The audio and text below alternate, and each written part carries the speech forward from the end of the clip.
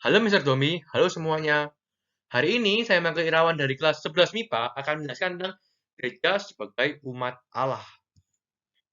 Apa sih sebenarnya gereja sebagai umat Allah?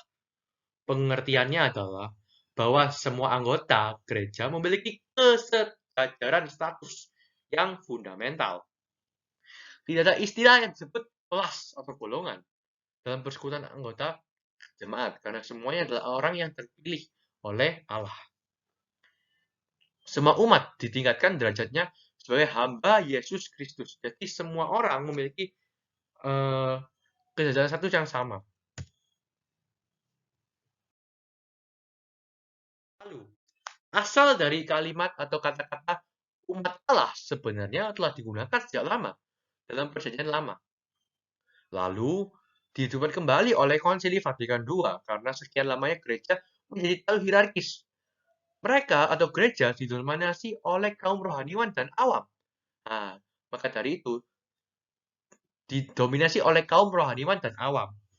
Terdapat dua strata dua strata. Nah, dalam konsep gereja sebagai umat Allah tidak ada perbedaan strata tersebut. Semua anggota memiliki strata yang sama.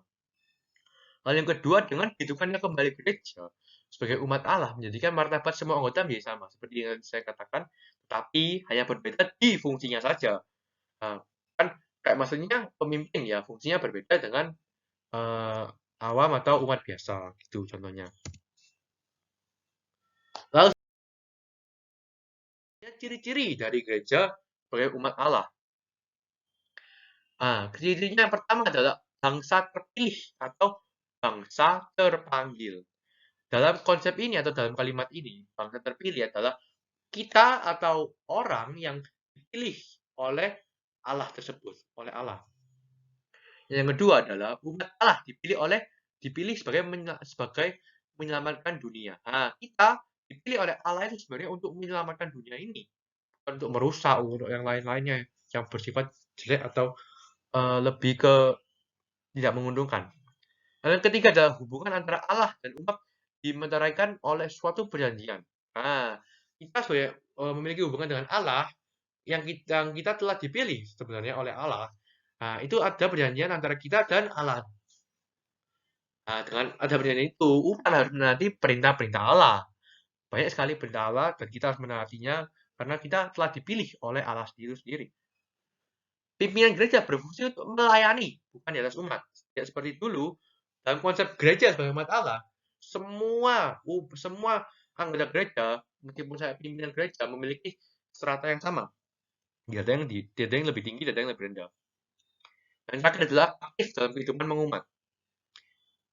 Dengan aktif melakukan dalam kehidupan mengumat, kita seperti kayak berdoa, kemudian membantu orang yang kesusahan, kemudian melakukan gotong royong contohnya di gereja, membersihkan gereja, itu adalah aktif dalam kehidupan mengumat juga. Lalu selanjutnya ada dua pandangan. Yang pertama adalah pandangan dari Minear. Nah, dari pandangan Minear ini, dia mengatakan bahwa umat Allah adalah umat yang kepadanya Allah mengutus anaknya sebagai penyelamat dan raja. Nah, umat Allah dia lepas dari kelahiran Yesus atau pelayannya dan dari desa perjamuan kudus atau kebangkitan atau bahkan keturunan Roh Kudus atau Roh pada hari Pentakosta yang kita sering dengar dan kita pasti ketahui. Tapi juga harus diingat bahwa umat Allah juga tidak bisa lepas dari perjanjian yang mana aktivitas Allah pada zaman Abraham dan Musa. Kenyataan ini tentu tidak mengecualikan realitas pemilihan atau mengurangi makna yang abadi.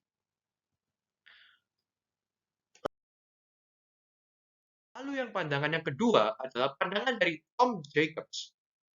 Tom Jacobs memandang memiliki pandangan. Tom Jacobs lebih menyetujui Ekaristi sebagai artian dari gereja, khususnya dalam artian umat Allah atau dengan perjamuan Ekaristi. Terbentuklah jemaat. Perayaan Ekaristi tertuju pada pembentukan jemaat. Hal itu jelas dalam 1 Korintus 11 ayat 22 yang berisi bagi Paulus, jemaat Allah sama arti dengan umat Allah. Tapi dalam kata Yunani, umat, laos, Allah. Tidak tepatnya sama dengan jemaat atau eklesia Allah.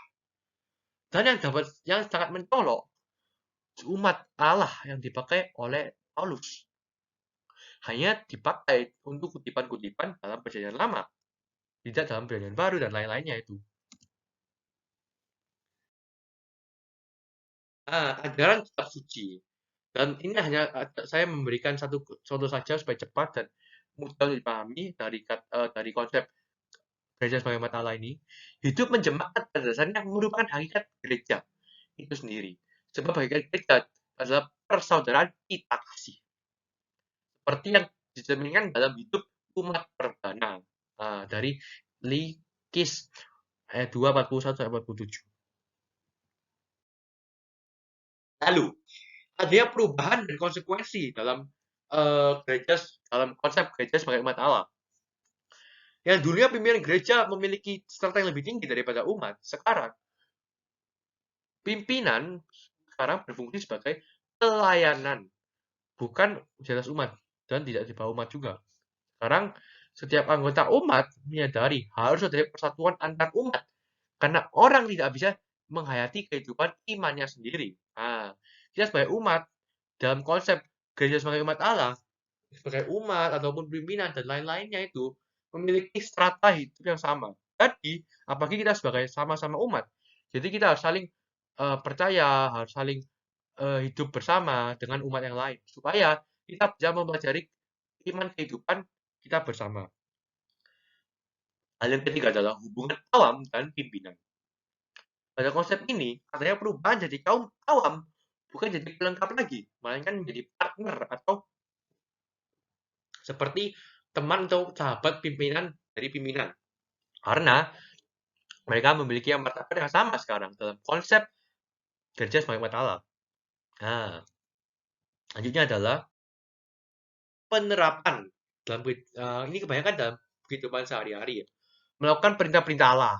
Jadi seperti kita katakan, kita sebagai umat Allah yang telah dipilih harus melakukan perintah-perintah Allah yang telah Allah berikan kepada kita. Lalu berdoa setiap hari.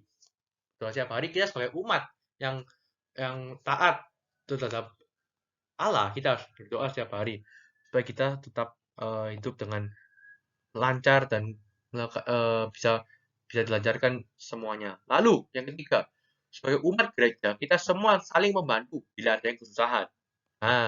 Dan kalimat ini sebagai kita umat Allah atau semua orang yang melakukan adalah anggota gereja, kita memiliki strata yang sama atau memiliki strata yang sama yang saya katakan tadi.